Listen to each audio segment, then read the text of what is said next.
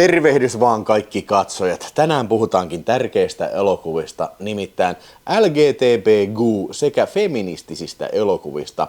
Mulla on tässä tietokoneella iso lista tämän alan elokuvista. Ja mä tiedän, että mä en ole kyllä kauheasti tällä kanavalla tämmöistä kauheasti puhunut, mutta nyt on aika alkaa ottaa tämä itteisen niskasta kiinni ja käydä läpi tämä koko genre tässä. Ainakin 14 elokuvaa tässä ensin. Mikä täällä on?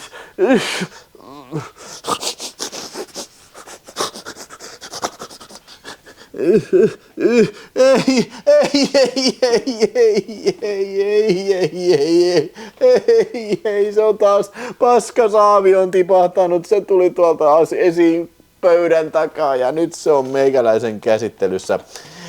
Jep, tämmönen elokuva sieltä löytyy tällä kertaa nimittäin Tulivuori tai Volcano vuodelta 1997. Ohjauksesta vastaa Mick Jackson, eli mies, joka on muun muassa Kevin Costner-elokuvan Bodyguard-ohjaajana tunnettu ehkä paremminkin.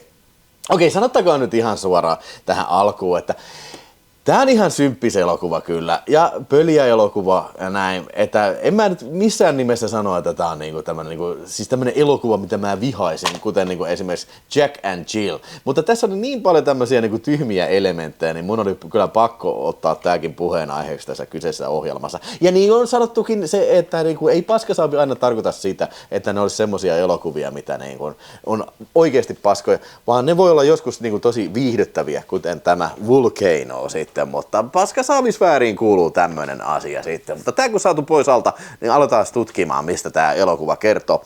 Tosiaan vuodelta 1997 Tommy Lee Jones, Anne Heche, Don Cheadle ja John Corbett ja Keith David näyttelevät tässä kyseisessä elokuvassa. 90-luvulla tuli paljon tämmöisiä elokuvia, katastrofielokuvia, että milloin oli mitäkin onnettomuutta. Independence Day, meteorit putos Armageddonissa ja Deep Impactissa. Tai epäluonnollisia katastrofeja. Sitten tuli vielä noin Day After Tomorrow ja nämä tämmöiset. Mutta mä luulen, että siis 90-luvulla oli buumi näille, koska Independence Day saattoi olla se, joka starttasi. Ja lisäksi se, että nämä erikoistehosteiden kehitys oli kasvanut siihen malliin, että voitiin edullisesti tai ainakin edullisemmin ja käytännöllisemmin kuin yleensä, niin tehdä tämän tyylisiä visuaalisia spektaakkeleja sitten, joka tuntui kiinnostavan myös isokin katsojakuntaa sitten. Kyllä. Tässä elokuvassa sitten toi Tommy Lee Jones näyttelee jonkun sortista mikä se oli, joku tämmönen Los Angelesin joku Department of Transit, joku tämmönen tutkijamies, joka sitten tutkii jotain metrojen rakentamisprojektia tässä ja sitten alkaa tapahtua nimittäin yhtä aikaa vähän maanjärjestäjä tällä ja sitten siellä semmoinen tämmöiset tunnelissa olleet äijät, niin ne löytyy sitä kärventyä ja toinen vielä pystyy puhumaan ja siellä tulee ensimmäinen elokuvan pöliä kohtaus ja se kysyy, että mihin he kuolivat? It was hot! Se äijä kuolee Okei, noinko ollut sun viimeiset sanat oikeesti, kun sä oot kärsinyt valtavan palovamman vaurioon sitten? No joo. Eli toisin sanoen siellä tunnelissa jostain syystä tuli helvetinmoinen kuumuusaalto, mikä kärvensi nämä äijät sitten. No eipä sitten aikaakaan, kun käy niin selville, että mitkä ne tervalähteet, mitkä on tuolla Los Angelesissa, ne alkaa kuplin perkeleesti ja siellä nyt sitten on tosi kyseessä, nimittäin Anne Hechen esittämä tämmöinen tulivuori-asiantuntija sitten tulee paikalle, tai joku seismologia sanoo, että se on semmoinen homma, että se taitaa olla tulivuori sitten Los Angelesin alhaa ja tällä, ja Tom Lynch, että älä nyt paskaa jauhassa tällä, ei semmoista voi tapahtua ja näin, mutta kyllä niin tapahtuu, nimittäin alkaa höyryä tulee näihin tunneleihin ja siellä sitten nämä menee tutkiinkin vähän sieltä ja selvästi joo, täällä on jotain seismistä toimintaa ollut ja näin. Ja sitten jysähtää, Tommy Lee Jonesinkin justiin tää tytär, niin se on pahasti just hänen kanssaan, kuinka ollakaan, niin se on siinä tapahtumapaikalla. Sitten alkaa kaasua purkautua sillä että kaivon kannet lentää sillä ja se terva tää keidas, mikä terva lähde, niin se alkaa pulppua, sieltä tulee, alkaa yhtäkkiä laavaakin tulee sitten ja jumalauta, talot syttyy palaa ja autojen renkaat poksahtelee, kun on maa niin kuumaa ja tällä. Niin, siitä on meidän leikki kaukana sitten, ja kyllä se on totta. Nimittäin uutisessakin lukee, että ei saatana, se on meidän tulivuori, mikä purkautuu Los Angelesin alla. Itse asiassa tämä perustuu osittain tosi tapahtumiin. Mielenkiintoinen homma. Se oli Meksikossa joku pieni kylä tai joku semmoinen. Niin se oli 1940-luvulla. Niin tapahtui että jonkun maanviljelijääijän saatana yhtäkkiä niin sen pellolla niin purkautui tulivuori. Ja siinä se on vielä vissiin tänäkin päivänä sitten. Se purkautui vielä niin kuin tyyliin 10 vuotta tai jotain semmoista. Että niin kuin siinä, sillä peltopalstalla ei enää kauheasti varmaan viljelty siinä sitten. Mä en muista mikä sen kylän nimi oli, mutta kyllä se löytyy, jos vähän googlailee siinä sitten. Toi. Joo, sitten mä en niinku, joo, tässä oli hyvä kohtaus, kun oli siellä tunnelissa, niin siis mä en ole tulivuori-ekspertti tai minkään sortin seismisien toimintojen asiantuntija, mutta mä oon melkein varma siitä, että kun tulee tämmönen niin kuin laavavirta, kun on siellä tunnelissa, se vetää oven kiinni tällä, niin mä oon melkein varma, että se ovi ei ihan kauaa kyllä pysäyttäisi kyllä niin kuin mitään tämmöistä laavavirtaa. Ja myöskin mä oon melkein varma siitä, että jos se menee noin kovaa vauhtia se laavavirta siellä tunneleissa, se on niin kuin lujempaa kuin metro, niin siis se takertuisi, se jähmettyisi jossain vaiheessa, ja siis mikään ei pidättelisi tuommoista niin kuin massaa, mikä siellä liikkuu. Ei edes niin kuin toi, mitä ne yrittää pistää jotain metrovaunuja siihen tai jotain semmoista vai niin, tässä oli tosiaan, joo metroon oltiin, metrossa kyllä porukkaa, siellä se joku metrokuski ja ihmettelee, mitä vittua se tulee laavaa vastaan. Ja sitten pakenee. Mä en tajua, miten ne ihmiset ei kuole siinä. Se on niinku metrokärry, mikä on laavan ympäröimä ja siellä liekkeä menee.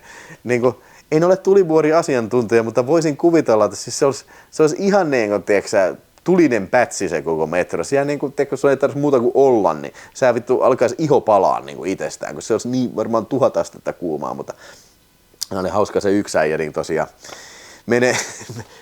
Yksi äijä, mikä oli Tommy Lee Jonesin työkaveri, nyt varmaan vähän hyppäsin tässä, mutta se menee pelastaa niitä tyyppejä sieltä metrosta, niin joo mä menen pelastaa tänään vittu kun on kuuma. Se kengäkin sulaa kiinni siihen lattiaan ja heittelee niitä ihmisiä sieltä metrosta ja se kantaa se yhden äijän tällä ja sitten se niinku menee siihen metroon siihen niinku, mikä joku kynnys siinä tällä ja huomaa, että maa on täynnä laavaa siinä, se on sitä, okei vittu, sorry. Nyt mä uhraan itteni ja se hyppää siitä ja hyppää siihen laavaan ja tällä ja heittää se äijää siitä sinne niiden toisille avustustyöntekijöille. Sitten se itse uppoo sinne laavaan. Ja mä en niinku ymmärrä mihin se uppoo, niinku. Siis se on siinä niinku, tiedätkö, raiteilla. Että se on niinku laava ehkä ton verran tällä. Mutta kai se niinku laava polttaa sen yksinkertaisesti niin nopeasti, että se äijä niinku sulaa siihen laavaan. Mä oon nähnyt tämän elokuvateattereissa silloin back in the day, vuonna 1997 varmaan, aika tuoreeltaan, kun se oli Hervannan elokuvateatteri Kinolassa. Ja muistan, kun mentiin poikien kanssa, mentiin isolla porukalla katsoa, että jaha, mitäs paskaa sen taas on tullut.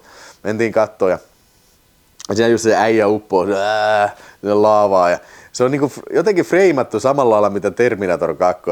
Se kädet niinku uppoo sinne viimeiseksi, niin sitten me niinku oltiin sitä, hei kato, se olisi pitänyt pistää peukku niinku T2. Sitten joku äijä siellä etupenkillä, varmaan kuuli mitä me höpistiin, se oli siinä, niin itekin näytti tällä, että peukku uppoo tällä. Ja mä otin, yeah, right on, että niinku siis se oli siihen mennessä ollut jo niinku todella pöliä elokuva ja siis se oli niinku just semmoinen niinku kohtaus, mikä niinku oikeasti sai sen niinku tuntua, että okei, nyt me ollaan niinku nyt on tosi kyseessä.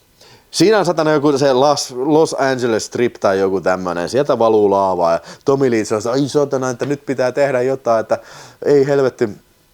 Näin, ja ne yrittää sen bussin pistää siihen, mutta eihän se mitään estä, niin kuin ei estäisi tosielämässä. Se sulaisi, se syttyisi palaa, se rauta palaisi siinä. No, en ole tulivuori-asiantuntija, mutta tässä tosiaan Tommy Lee Jones niin keksi, että hei, betonipossuja, haetaan betonipossuja. Ne meinaa pistää betonipossuja. Se vähän niin kuin auttaakin sitten. Että mä en niin kuin tajua, että miten ne betonipossut yhtään sen enempää ilmeisesti sillä pystyy jotenkin kontrolloimaan ainakin vähän tätä laavan liikettä. Sitten totta kai siellä oli, oliko se joku killi tai joku semmoinen, mikä jäi sinne toiselle puolelle laavaa. Ja Tommy Lee Jones rohkeana sitten niin vetää sitten niinku paloautoon sanotteen niinku tikkaat sinne ja se roikkuu siinä. Vai oliko ne taisi jäädä siihen saarroksiin ja sitten ne tikkaat tuodaan siihen ja sitten ne hyppää siihen tikkaisiin ja tikkaat niinku nostetaan sinne niinku toiselle puolelle. Siis ne on oikeasti niinku 5 metrin korkeudella tästä laavasta. En ole tulivuori-asiantuntija, mutta mun ymmärtääkseni tää on aika vitun kuumaa. Tää on se, niinku, siis ne yksinkertaisesti palais näin kuumalla. Mä en tiedä kuinka lähelle oikeassa elämässä sä voit kävellä laavaa, mutta ei se voi olla kauhean niinku, tiedätkö. Kyllä sulla tarvii olla varmasti joku niinku, 20 metriä varmaan väliä siinä, jos sä haluat olla virtaavan laavan vieressä, niin, tai sitten sulla pitää olla joku niin oikein semmoinen niin tulen kestävä puku. Niin, ja sekään ei varmaan kauhean kauan auta siinä meinaan. Se on ymmärtääkseni todella kuumaa paska, mutta siinä ne vaan roikkuu tällä, ei mitään, edes nokee naamas. Ja puhumattakaan siitä, siis nämä myrkkykaasujen määrä, mitä tämä tuottaisi, niin, se olisi häkkää, se olisi kaikkea mitä sulaa noista kaupoista ja kaikista taloista, mikä tosiaan niin on liekeissä siinä, niin kaikkea, siis se olisi niin kuin, tässä ei ole mitään muuta oikeassa elämässä tehtävä. En ole tulivuori-asiantuntija. Mutta mun mielestä tässä olisi ainoa asia, mitä tässä olisi tehtävissä, oli se, että hei, nyt koitetaan evakuoida niin paljon ihmisiä kuin vaan mahdollista ja lähteä vittuun täältä keskustasta. Mutta siinä niin palomiehet ampuu vettä siihen niin kuin laavavirtaan. Mitä se auttaisi? Mitä tuolla olisi mitään väliä mihinkään? No siellä ne poliisit, jotka kantaa näitä betonipossuja, ja sitten sellainen musta poika tulee sinne, että yo guys, yo fucking cops man, että niinku hei meidän getto palaa tuolla, että tuolla niinku korttelin päässä niinku meidän asuinalue palaa, ja sitten kytät on tämmöisiä rasisteja, että joo ei me pystytä mitään auttaa, että tässä on nyt tosi kyseessä. Sittenhän tulee tämmöinen vähän niin kuin luokkataisto, että joo, kyllä te autatte niin kuin näitä Beverly Hillsin, näitä niin kuin liiketiloja, mutta heti kun on niin kuin mustan väestön niin kuin asuinalue kyseessä, niin ette te tee yhtään mitään.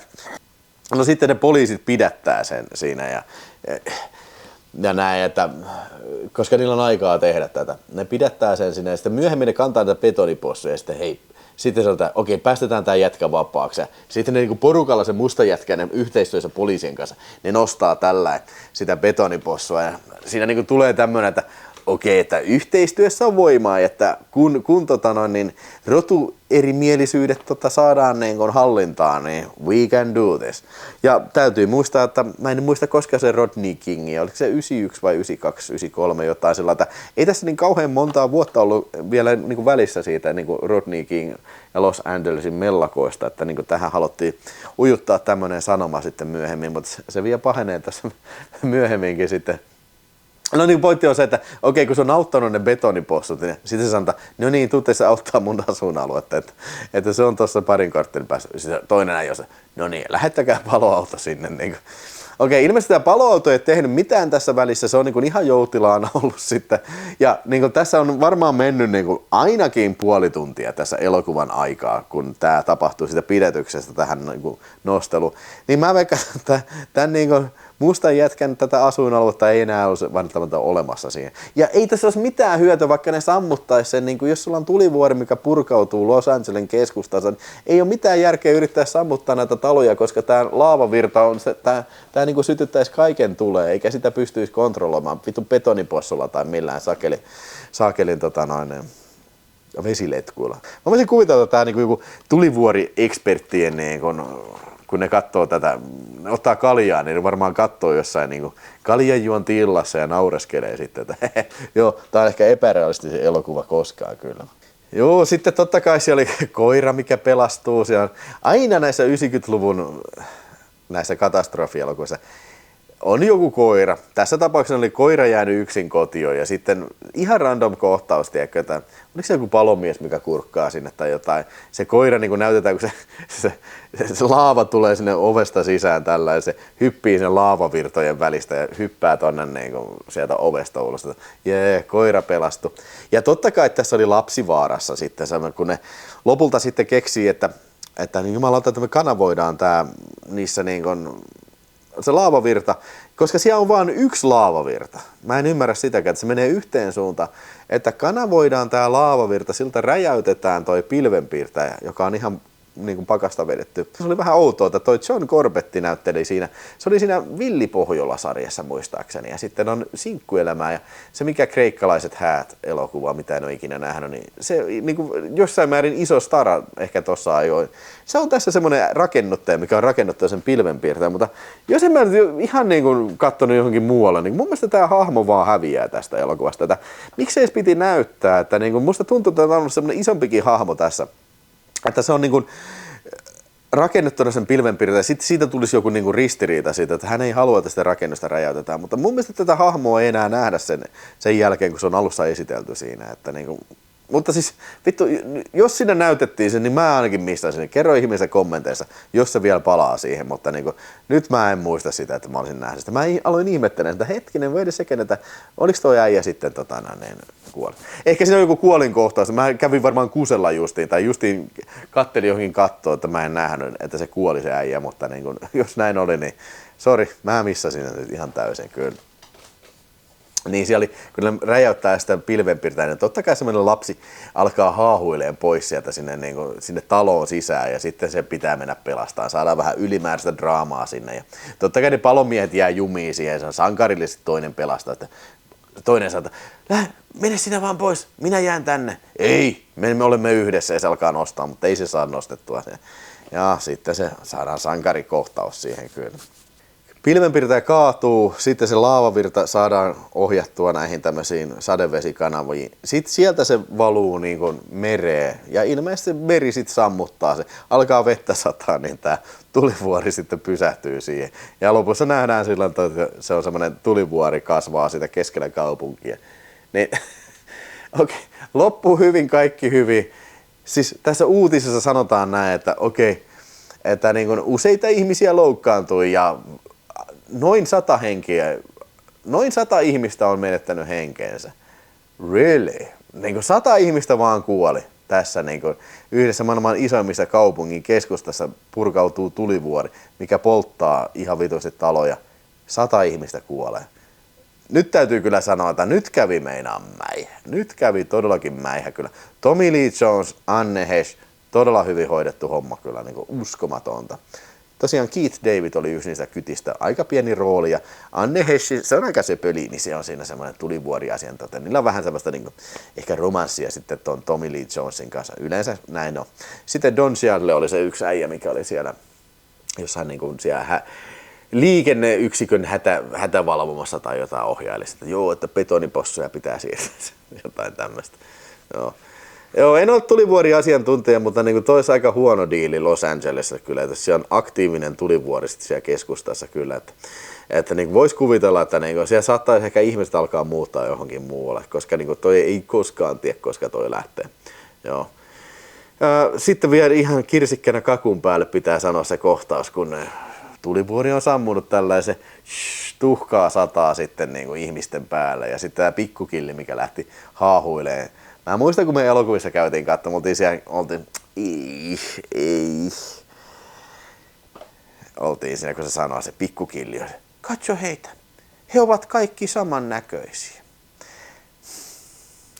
Siellä on kato mustia ihmisiä, siellä on valkoisia ihmisiä, meksikolaisia, kaikkia sekaisin, mutta tässä saatiin nyt tämmöinen niin kuin opetus siitä, että niin kuin rasismi on väärin, rasismi on pahasta ja kaikki ovat oikeasti samanarvoisia tällä. Ei siinä mitään, se on ihan hyvä opetus kyllä näin, mutta niin kuin, tää on niin vitun alleviivattu siihen, niin vitun korni elokuva. Tää koko elokuva on ihan vitun korni, tää on täynnä kornia tämmöistä niin kuin kohtauksia, sankarikohtauksia. Koira pelastuu kohtauksia ja näin. Ja siis niin kuin dialogia ylipäänsä. Ja kaikki tekee niin kuin kaikkeensa kyllä. Ja kaikki on lopulta hyviä tyyppejä tällä. Mutta siis niin kuin sanottu, nyt kun uudestaan katsottiin tuon Abbasin kanssa tossa, niin siis kyllä tämä on mun mielestä aika viihdyttävä elokuva. Ja se täytyy sanoa, että tämä on todella hyvin tehty elokuva. Tässä on aika vähän mun mielestä visuaalisia efektejä. Siis semmosia, että niin kuin, niitä jotain laavavirtoja, niitä oli tehty. Tai siis mikä pursua sieltä maan sisästä. Niin, mutta niin kuin, siis nämä niin kuin tuliefektit ja nämä kaikki niinku kaupunki palaa ja autot räjähtelee ja tällä, niitä meteoriitti tai niitä semmoisia tulivuoren niitä kimpaleita tippuu kadulle, niin nämä on kaikki tosi hyvin tehty kyllä. Mä veikkaan, että se on pitkälti käytetty pianoismalleja kyllä näin. Ja kaikki nämä niinku tulipalokohtaukset, missä roikutaan sen tulipalon yllä. Siis mä näen, että ne on oikeita liekkejä kyllä, että tästä täytyy antaa propsit kyllä. Ja näitä on paljon näitä kohtauksia. Voisin kuvitella, että tämä on ollut aika kallis elokuva kyllä, se on niin kuin aikanaan. Ja täytyy muistaa, että toinenkin siis tulivuori-elokuva, taisi samana vuonna jopa tulla, niin se Dante's Peak tuli. Sitäkään en ole nähnyt kyllä. Sitten elokuvateatterin jälkeen en ollut tätäkään nähnyt, mutta ehdottomasti tarvii varmaan se Kinolorberin se Dante's Peakikin hommata sitten, kun muistaakseni vähän samantyylistä sitten. Ei ehkä näin, Dante's Peak ei varmaan ole ihan näin överi kuin tämä Vulcano oli, mutta niin kuin, tekisi mieli nähdä se kyllä uudestaan niin. Joo. Oikein viihdyttävä elokuva kyllä ja paskakakkeli saa matskua kyllä ja siis niinku tämmönen jos se vakavasti ottaa, niin kyllä siinä saa pettyä kyllä, mutta näin niinku pöljän elokuvan ystävänä minä kyllä annan tälle niinku ihan vahvasti 3 tähteä kyllä ja näin, että niinku täytyy arvostaa tämän tyylistä niinku 90-luvun katastrofielokuvan tekemistä ja siis tämmöistä niinku jotenkin tämmöistä niinku hälläväliä asennetta, tiedätkö, että hei, mä voisin kuvitella, että me tiedetään, että tämä elokuva on epärealistinen ja typerä, mutta ei meitä kiinnosta, koska me halutaan tehdä vaan viihdyttävää elokuvaa kyllä. Jep. Ootko sä nähnyt Tulivuoren ja mitä tykkäsit siitä? Ja, kannattaako katsoa Dante's Peak? Kirjoita mulle kommentteja sinne ruudun alas ja paina tykkää ja tilaa kanava. Se on tältä osaa kyllä niin kuin oikein mukava paskasaavin lopetus tässä nyt sitten. Kiitos.